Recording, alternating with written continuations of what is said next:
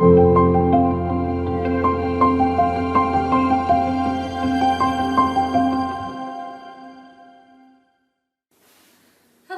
my name is Turano, and I'm from the Department of Chemistry and Biochemistry at Loyola University, Chicago.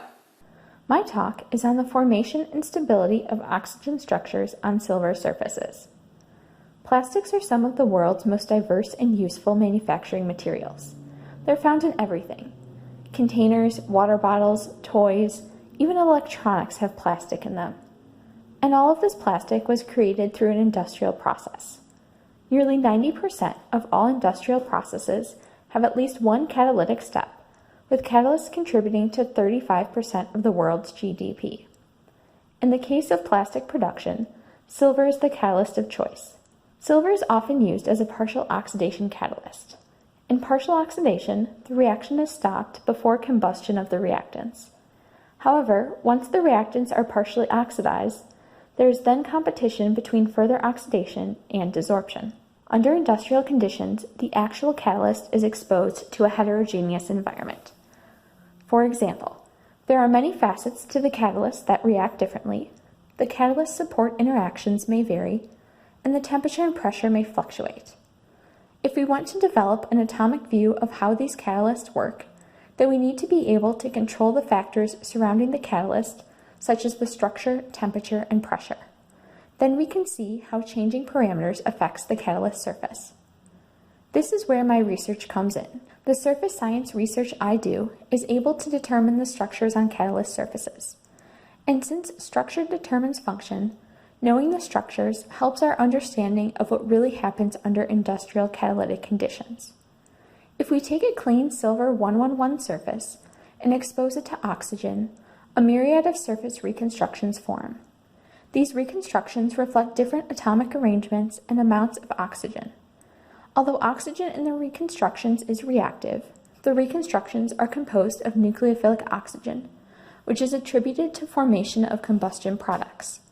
The electrophilic oxygen, thought to be responsible for the partial oxidation reactions under industrial conditions, is not expected to be present in the reconstructions. Because this affects the amount of catalytically active oxygen present on the surface, it is interesting to mitigate the formation of the reconstructions. I work in a UHV STM system consisting of 3 chambers, a preparation chamber, an STM chamber, and a low lock. The prep chamber consists of a variety of surface science techniques, including an Auger electron spectrometer, a quadrupole mass spectrometer for temperature-programmed desorption, and a low-energy electron diffractometer. The STM chamber houses an RHK pan-style STM with a closed-cycle helium cryostat that can reach a base temperature of 12 Kelvin for imaging. The crystal is mounted on a tantalum sample holder with thermocouple contacts directly welded to the back of the crystal for accurate temperature determination. The unique thing about our system is that we can dose in the prep chamber, transfer to the STM chamber, image the surface, and transfer back to the prep chamber for lead and TPD analysis after imaging, all without breaking vacuum once. The main technique I use, and the one I will be showing data for today, is scanning tunneling microscopy, or STM. STM is based on the principles of quantum tunneling. An atomically sharp tip is brought within a couple angstroms of the metal surface. A bias is applied. Electrons are allowed to tunnel between the tip and the surface, and as the tip is rastered across the surface, the exponential decay of current allows for the real space atomic resolution of the surface.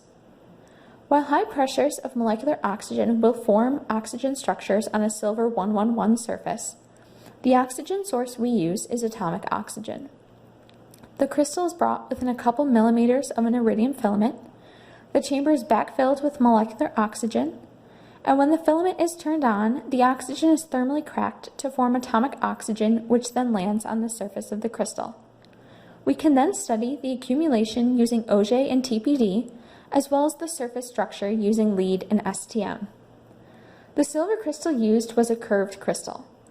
Curved crystals have a smooth variation in surface structure due to a well-defined range of step densities. The variety of step densities in curved crystals allows for comparison of one stepped plane to another. Step densities closer to the apex have wider terraces, and step densities near the edges of the crystal have smaller terraces. Our crystal had a 1-1-1 apex with two types of step geometries, A-type steps and B-type steps. The A-type steps had a rectangular arrangement of atoms along the step edge, while the B-type steps had a triangular arrangement of atoms along the step edge. We investigated the role of step geometry, A versus B-type steps, and different step widths, narrower versus wider, and their effects on oxygen adsorption. On a curved crystal, the step density and distance from the apex are linked. If you know how far you are from the apex, then you know the step density on the clean surface and vice versa. If you know the step density, you know the location from the apex. We imaged the crystal surface and plotted position from the apex, x-axis, versus step density, y-axis. The plot shows the farther out from the axis you go, the higher the step density, and thus the smaller the terrace width. Pictured are several representative images showing regularly spaced steps and consistent terrace widths, indicating that the crystal was clean. The step edges are straight with no kinks or adsorbates. Imaging, the step density for the image was kept constant, and the image size was adjusted accordingly. So the images at the top that are near the apex of the crystal are 80 nanometers, while the images at the bottom, farther out, are 20 nanometers. The images here have terraces that are 7 atoms wide. The crystal was exposed to atomic oxygen at 525 Kelvin. These are the resultant images, and we can see that they look dramatically different. One image has massive amounts of reconstruction and widened terraces, while the other has small patches of reconstruction, adsorbed oxygen, and the presence of steps. These images were taken from the same sample, exposed for the same duration, and at the same temperature.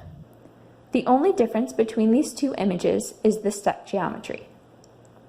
The image with lots of reconstruction and widened terraces is the side of the crystal with A-type steps, while the image with small patches of reconstruction and retention of steps is from the B-type step side of the crystal. We can determine from this that the step geometry influences how much oxidation will occur. A-type steps readily oxidize, while B-type steps hinder reconstruction formation. And this holds true for the entire crystal. Plotted here is the fraction of reconstruction in terms of atomic oxygen exposure. The black circles are the amount of reconstruction at the apex, and as the atomic oxygen exposure increases, the apex becomes fully reconstructed. Moving 1 millimeter away from the apex on both the A and the B-type steps, we can see the amount of oxidation begins to decrease. The A-type steps in blue are still majority oxidized, while the B-type steps in red hinder oxidation. At even smaller terraces, 2 millimeters from the apex, the amount of reconstruction drops further. The A-type steps still oxidize, and at long exposures are almost fully reconstructed. The B-type steps see only a small amount of reconstruction, barely 20%. However, at low temperature exposures, 450 Kelvin, the A and B-type steps react the same. At temperatures less than 500 Kelvin, there's also the formation of subsurface oxygen in silver. This oxygen is in the subsurface region of the metal and causes the surface to planarize. The A and B-type steps both see this. The reconstructions formed are the stripe pattern previously seen when subsurface oxygen is present and an amorphous structure.